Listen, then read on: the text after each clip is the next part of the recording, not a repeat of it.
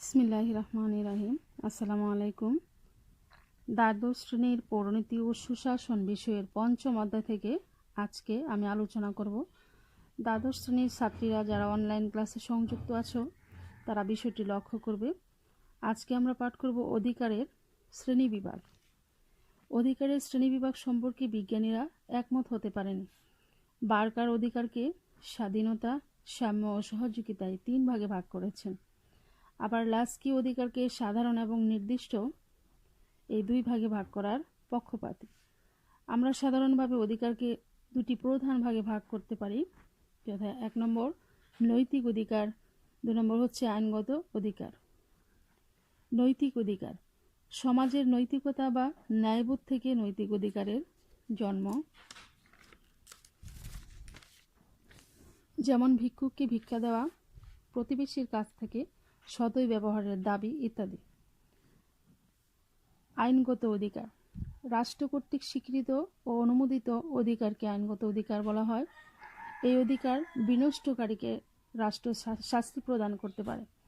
সম্পত্তির অধিকার, শিক্ষার অধিকার, বাক স্বাধীনতা প্রভৃতি হচ্ছে আইনগত অধিকারের দৃষ্টান্ত। আইনগত অধিকারকে আবার কয়েক ভাগে ভাগ করা যায়, যেমন সামাজিক অধিকার, রাজনৈতিক অধিকার, অর্থনৈতিক অধিকার, সাংস্কৃতিক অধিকার, ধর্মীয় অধিকার এবং ব্যক্তিগত অধিকার।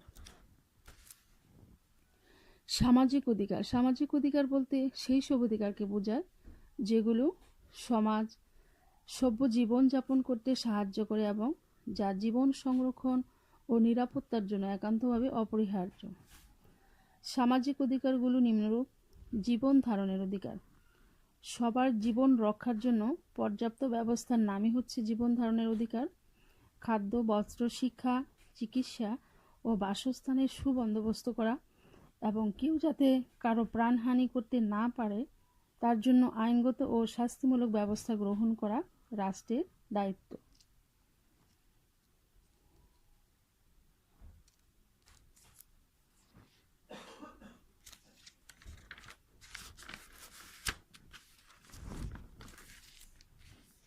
এরপর হচ্ছে চলাফেরার অধিকার।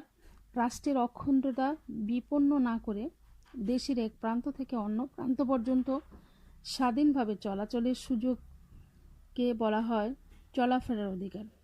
একমাত্র রাষ্ট্রের সার্বভৌমত্ব ও অখণ্ডতা রক্ষার স্বার্থে সরকার এই অধিকারের উপর নিষেধাজ্ঞা জারি করতে পারে।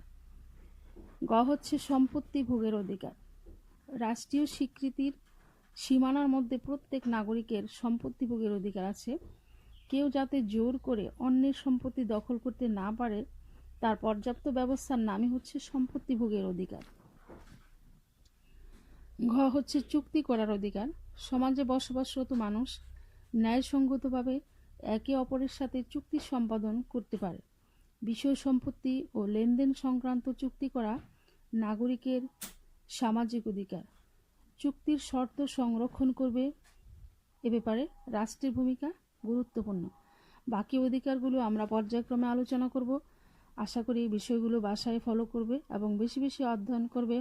আজকে এই পর্যন্তই। সবাইকে ধন্যবাদ। আল্লাহ হাফেজ।